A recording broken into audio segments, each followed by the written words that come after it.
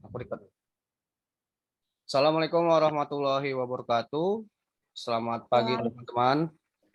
Salam sejahtera bagi kita semuanya. Alhamdulillahirabbil alamin wassalatu wassalamu ala asrofil anbiya'i wal mursalin wa ala alihi washabihi ajmain amma ba'du. Rabbi sholli sodri wa yassirli amri wa hlul 'uqdatam min lisani yafqahu qouli. Disyukur kehadirat Allah Subhanahu wa taala yang dimana pada hari ini kita masih diberikan kesempatan untuk dapat menyaksikan ya kami dari kelompok 7 mempresentasikan hasil yang sudah kami buat. Salawat bertanya salam kita hadiahkan kepada junjungan alam Nabi besar Muhammad Shallallahu Alaihi Wasallam. Mengamalkan Allahumma sholli wa sallim wa barik alaih. Semoga kita yang ada di kelas ini ya mendapatkan syafaat beliau di akhir kelak nantinya. Amin amin ya robbal alamin. Oke, baik. Tanpa berlama-lama lagi nih, kami dari kelompok 7 akan mempresentasikan apa yang sudah kami buat yaitu mengenai strategi mengelola konflik. Nah, anggota kelompoknya yaitu terdiri dari saya sendiri, Habib Laudanaria, dan teman saya ada Redian Sasaranan, dan satu lagi ada Rodatun Sumi. Oke, baik. Nah, di sini ya, kita langsung saja memasuki pembahasan yang mau kita diskusikan bersama. Yang pertama, ya, itu membahas langkah-langkah mengelola konflik. Dan yang kedua, itu strategi mengelola konflik pada diri sendiri. Dan yang ketiga, itu ada strategi mengelola konflik antar individu. Dan yang keempat, strategi mengelola konflik terhadap organisasi. Nah, ini kan ada subbab, ada 4 ya. Nah, jadi nanti kami akan bagi-bagi. Dan yang pertama akan dibawakan oleh saya sendiri. Oke, baik, kita masuk saja yang pertama, yaitu langkah-langkah mengelola konflik. Nah, sebelumnya teman-teman ya, izin dulu ya, saya mau share screen dulu ya. Lupa nih. Kita hidupkan. Oke, nah, oke. Nah, saya harap ini sudah muncul di layar teman-teman ya, strategi mengelola konflik. Oke, kita ke slide berikutnya. Nah, ini dia. Langkah-langkah mengelola konflik ya. Kita tahu bahwasannya konflik itu kalau ruang kecilnya itu skupnya ya suatu permasalahannya, adanya permasalahan entah itu dalam diri kita, entah itu dari kita sama antar pribadi sama seseorang, entah itu kita sama perusahaan. Nah, itu konflik ya. Konflik yang terjadi pada diri seseorang atau bahkan antar kelompok baik dalam rumah, di lapangan atau bahkan di sebuah organisasi, maka konflik tidak bisa dibiarkan gitu aja nih teman-teman, atau bahkan menunggu konflik tersebut makin besar sehingga itu bisa berakibat fatal dan dapat merugikan terhadap organisasi nih ataupun yang di lingkungan sekitarnya. Apalagi kita bersahabat dengan teman-teman kita, kalau seandainya ada konflik yang terjadi dan itu dibiarkan saja, nggak bisa dan nggak kita atasi, paling tidak diminimalisir, maka itu bisa berakibat fatal. Oke, alasannya karena apabila terjadi konflik, maka kinerja dan produktivitas karyawan semakin menurun dan juga dapat merugikan diri kita atau mereka atau siapapun yang terlibat di dalam suatu perusahaan, teman-teman. Itu kalau ruang lingkupnya perusahaannya, teman-teman. Apalagi kalau kita contoh nih, ya, ruang lingkupnya ini kita kalau sama teman gitu kan. Kalau kita nggak atasi dengan apa ya cepat gitu konflik yang minimalisir lah setidaknya itu bisa berakibat kita bahkan kita tidak bisa berhubungan baik dengan dia apa timbal baliknya berbagai macam kan kalau kita bisa sana nggak berkawan lagi dengan yang biasa kita kawan yang dimana kon kita itu biasanya tuh ada kalau bisa dibilang itu ya saling apa ya saling bermanfaat lah gitu kan dia bisa ini aku bisa ini kami saling berbagi ketika kita bermasalah sama orang tersebut maka itu akan yang menurunkan produktivitas kita terhadap dia gitu. Maksudnya kita jadi ya kurang lah gitu. Apabila kita membutuhkan ini tapi dia nggak ada ya ruginya siapa kita kan gitu kan. Nah gitu. Oke, dalam mengatasi dan menghadapi konflik pada perusahaan atau organisasi sebaiknya tidak dilakukan secara individu saja, namun dibutuhkan kerjasama nih. Nah, teamwork sesama tim. Hal ini sangat diperlukan karena dengan adanya kerjasama maka akan mendapatkan masukan yang lebih banyak dan memperbaiki hubungan antar personal, antar individu. Nah, ini dah kita masuk nih ke ada 5 langkah yang diperlukan dalam strategi mengelola konflik. Apa saja 5 itu? Nah, ini sebagai berikut ya. Yang pertama ada akomodatif. Nah, akomodatif ini adalah strategi yang merupakan bentuk tanggung jawab langsung oleh pihak perusahaan. Nah, ini kita bicara perusahaan ya teman-teman ya. Nanti kita mungkin bisa bicarakan tentang contohnya. Kalau mungkin teman-teman ada yang mau bertanya, silakan ya. Dalam arti kata permasalahan yang terjadi pada sebuah perusahaan, maka sudah menjadi tanggung jawab bagi perusahaan untuk membenahi dan memperbaiki kembali hubungan yang telah renggang ke situasi seperti ya semula. Maka respon sosial dari perusahaan sangat dibutuhkan dalam mengelola konflik. Oke.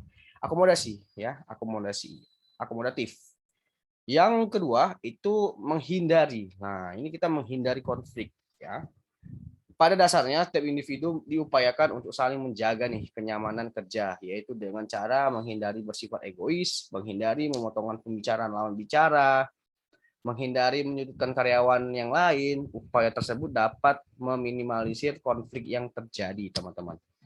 Nah, kalau kita sadar ya, kalau perbuatan seperti yang negatif gitu kan, ketika ada suatu permasalahan nih konflik, ya, di mana kedua orang tersebut telah uh, melakukan akomodatif dalam penyelesaian konfliknya. Namun tanpa kita sadari kita ya sosok ikut mau campur mempermasalahkan menyelesaikan konflik mereka gitu kan. Kecuali ya kalau kita diberikan apa ya namanya, diberikan suatu mediasi untuk menyelesaikan konfliknya, barulah kita datang. Tapi kalau yang tidak diminta gitu kan, mereka bisa menyelesaikan sendiri, sepertinya kalau kita lakukan pandai-pandaian untuk menyelesaikan konflik mereka, justru makin konflik itu terjadi gitu teman-teman. Apalagi di perusahaan itu gitu. Nah, ini ketika ada teman kita yang mau berargumentasi gitu kan, apalagi di organisasi memberikan pendapat, tapi kita langsung memotong pembicaraan dia, penyampaian dia, maka itu bisa terjadi konflik, gitu. Konflik antara kita dan dia. Karena di situ ada ketidaketika kita dalam berorganisasi. Ketika ada yang menyampaikan kita langsung sanggah, di situ itu kurang etis ya, memotong lawan bicara gitu kan, memotong, apalagi kita bersifat egois, apa-apa kita semua mau diuntungkan untuk kita, maka bisa saja yang lain tuh nggak suka dengan kita, itu bisa berkonflik. Oke, yang ketiga ada kolaborasi. Dalam mengelola konflik dibutuhkan penggabungan pemikiran dan interaksi antara beberapa yang dapat memberi hasil menyelesaikan konflik. Kolaborasi dapat diartikan sebagai kerjasama oleh dua individu atau antar kelompok untuk memberikan masukan, saran, upaya memecah suatu masalah yang mengganggu aktivitas kerja. Kolaborasi merupakan suatu teknik atau strategi untuk saling mengoreksi. Oke, lanjut ya. Tadi 3, sekarang 4. Nih ada kompromi. Kompromi itu apa gitu kan? Kenapa bisa dijadikan strategi mengenai konflik? Yaitu sebuah konflik ya diselesaikan dengan cara pertimbangan, mempertimbangkan, mendiskusikan, serta mengarahkan kepada siapa konflik dapat diselesaikan. Hal ini bertujuan untuk menemukan satu titik temu yang kedua belah pihak yang sedang berkonflik bisa saling menerima. Sama halnya dengan kolaborasi, maka kompromi tidak dilakukan dengan individu, namun dibutuhkan pihak kedua atau pihak ketiga. Biasanya ya kan, di dalam suatu organisasi ketika ada suatu permasalahan konflik yang memang harus dituntaskan, apalagi di masa evaluasi itu biasanya, maka di situ kita harus saling kompromi. Pemimpin, apalagi kita memegang suatu pemimpin dalam suatu organisasi, maka dia harus bisa mengambil kebijakan ini, kompromi. Kompromi bisa jadi musyawarah, musyawarah kita harus musyawarah gitu. Maksudnya ketika ada suatu permasalahan yang bagaimana kita bisa sama-sama mengerjakannya, maka di situ harus bisa diambil suara terbanyak. Terus juga bisa sesuai kesepakatan, sesuai pertimbangan gitu. Itu bisa meredam konflik ketika ada suatu permasalahan yang datang terhadap kita maupun di organisasi. Oke, yang terakhir adalah kompetisi. Ini bukan kompetisi. Kompetisi itu salah ya teman-teman. Kompetisi ya, yang dimana jika diambil dari makna katanya, kompetisi merupakan sebuah perlombaan untuk memperebutkan suatu baik hadiah berupa uang, barang, bonus, jabatan, atau bahkan penghargaan. Langkah mengolah konflik melalui kompetisi merupakan strategi memecahkan suatu masalah dengan melibatkan pihak yang bersangkutan untuk saling bersaing, sehingga masing-masing akan memenangkan konflik tersebut. Salah satu pihak pastinya ada yang kalah dan ada pula yang menang, sehingga konflik dapat berakhir. Yes, nanti itu akan pembahasannya di bagian B ya. ada win-win solution, ada win-loss solution atau loss-loss solution. Sama-sama kalah tapi menyelesaikan konflik, ada yang menang, ada yang kalah, tapi itu konflik itu teredam, ada yang sama-sama menang nih. Saling menguntungkan, tapi dia konflik itu bisa terselesaikan. Nah, itu dia ada dibahas di bagian B, teman-teman. Oke. Nah, ini selanjutnya ya, bagian B ini akan dijelaskan oleh Saudari Rodatun dan nanti selanjutnya akan dijelaskan oleh Saudara Rediansa. Kepada Saudari Rodatun, dipersilakan. Baik, terima kasih kepada moderator. Di sini saya akan menjelaskan pada poin B, yaitu strategi mengelola konflik pada diri sendiri. Konflik tidak hanya terjadi terhadap 2 orang, 3 orang, atau beberapa kelompok. Namun konflik ini juga dapat terjadi terhadap diri seseorang, di mana seseorang yang mengalami hal tersebut tentunya dapat diakibatkan dari beberapa hal tertentu. Menurut Wijono, untuk mengatasi konflik dalam diri individu diperlukan paling tidak 7 strategi, yaitu yang pertama, menciptakan kontak dan membina hubungan. Yang kedua, menumbuhkan rasa percaya dan penerimaan. Yang ketiga, menumbuhkan kemampuan atau kekuatan diri sendiri. Keempat, menentukan tujuan. Kelima, mencari beberapa alternatif. Yang keenam, memilih alternatif. Dan yang ketujuh, merencanakan pelaksanaan jalan keluar. Next, Bang.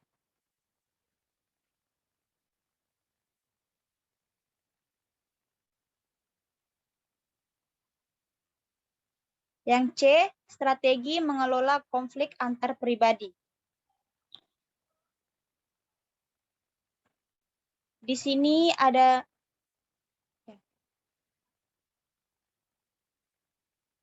yang pertama itu menciptakan kontak dan membina hubungan.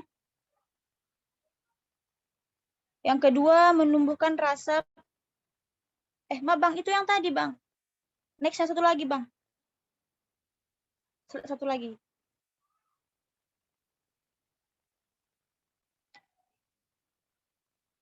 Ya. C, strategi mengelola konflik antar pribadi. Berorientasi pada 2 individu atau kelompok yang sama-sama kalah, biasanya individu atau kelompok yang bertikai mengambil jalan tengah atau berkompromi atau membayar sekelompok orang yang terlibat dalam konflik atau menggunakan jasa orang atau kelompok ketiga sebagai penengah. Nah, di sini ada 2 tipe utama dalam campur tangan pihak ketiga, yaitu yang pertama ada arbitrasi. Arbitrasi merupakan prosedur di mana pihak ketiga mendengarkan kedua belah pihak yang berselisih. Pihak ketiga bertindak sebagai hakim dan penengah dalam menentukan penyelesaian konflik melalui suatu perjanjian yang mengikat. Selanjutnya ada mediasi. Mediasi dipergunakan oleh mediator untuk menyelesaikan konflik tidak seperti yang diselesaikan oleh arbitrator. Karena seseorang mediator tidak mempunyai wewenang secara langsung terhadap pihak-pihak yang bertikai dan rekomendasi yang diberikan tidak mengikat.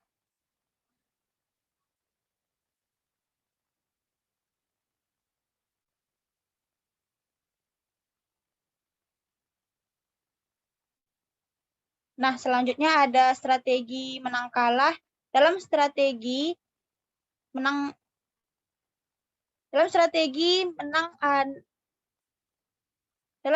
saya menang Anda kalah, menekankan adanya salah satu pihak yang sedang konflik mengalami kekalahan, tetapi yang lain memperoleh kemenangan. Beberapa cara yang digunakan untuk menyelesaikan konflik dengan win-loss strategi dapat melalui yang pertama, penarikan diri, yang kedua, taktik-taktik penghalusan dan damai, yang ketiga, bujukan, yang keempat, taktik paksaan dan penekanan, yang kelima, taktik-taktik yang berorientasi pada tawar-menawar pertukaran persetujuan. Yang ketiga ada strategi menang-menang atau win-win strategi. Nah, pada penyelesaian yang dipandang manusiawi, karena menggunakan segala pengetahuan, sikap, dan keterampilan menciptakan relasi komunikasi dan interaksi yang dapat membuat pihak-pihak yang terlibat saling merasa aman dari ancaman, merasa dihargai, menciptakan suasana kondusif, dan memperoleh kesempatan untuk mengembangkan potensi masing-masing dalam upaya penyelesaian konflik. Jadi strategi ini menolong memecahkan masalah pihak-pihak yang terlibat dalam konflik, bukan hanya sekedar memojokkan orang.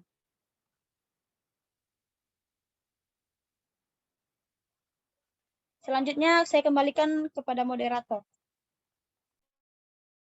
Terima kasih kepada Saudari Rodatun atas pemaparannya. Nah, berikutnya kita masuk ke strategi mengelola konflik pada organisasi yang akan dijelaskan oleh Saudara Rediansyah Syaranan. Kepada Saudara Rediansyah, kami persilakan. Baik, terima kasih kepada Saudara Habib Uludan Nararea sebagai moderator. Kali ini saya akan mencoba menjelaskan materi saya. Pada penjelasan saya yaitu di bagian D, yang dimana strategi mengelola konflik pada organisasi. Di sini ada beberapa macam tentang strategi mengelola konflik pada organisasi. Yang pertama, pendekatan birokratis, yaitu yang dimana konflik muncul karena adanya hubungan birokratis yang terjadi secara vertikal. Kemudian pada pembahasan selanjutnya, pendekatan intervensi otoritatif dalam konflik literal. Bila terjadi konflik literal, biasanya akan diselesaikan sendiri oleh pihak-pihak yang terlibat konflik. Yang ketiga, pendekatan sistem. Model pendekatan perundingan menekankan pada masalah-masalah kompetisi. Dan model pendekatan ini menekankan pada kesulitan-kesulitan dalam kontrol. Maka pendekatan sistem ialah mengkoordinasikan masalah-masalah konflik yang muncul. Yang terakhir, reorganisasi struktural. Ini caranya pendekatan dapat melalui mengubah sistem untuk melihat kemungkinan terjadinya reorganisasi struktural guna meluruskan perbedaan.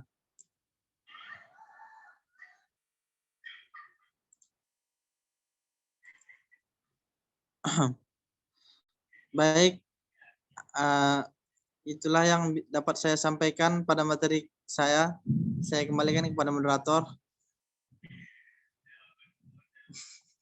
Terima kasih kepada Saudara Rediansyah Syaranan ya atas pemaparannya. Oke, ini kita stop share. Oke, nah, selesai sudah pemaparan yang sudah kami sampaikan, ada A sampai D. Nah, lebih lanjutnya teman-teman, jika ada yang ingin ditanyakan seputar strategi mengelola konflik, dipersilakan ya, kita buka ruang diskusi. Bisa melalui kolom chat ini teman-teman, atau dari grup kita ya, grup manajemen konflik di WA ya. Nah, sekian itu saja dari hasil presentasi yang sudah kami presentasikan. Mohon maaf apabila ada kekurangan kata maupun perlakuan kami yang kurang mengenakan gitu ya. Pada Allah kami mohon maafun. Allahumma fiqh ila aqwamit thoriq. Wabillahi taufiq wal hidayah. Wassalamualaikum warahmatullahi wabarakatuh. Waalaikumsalam warahmatullahi wabarakatuh.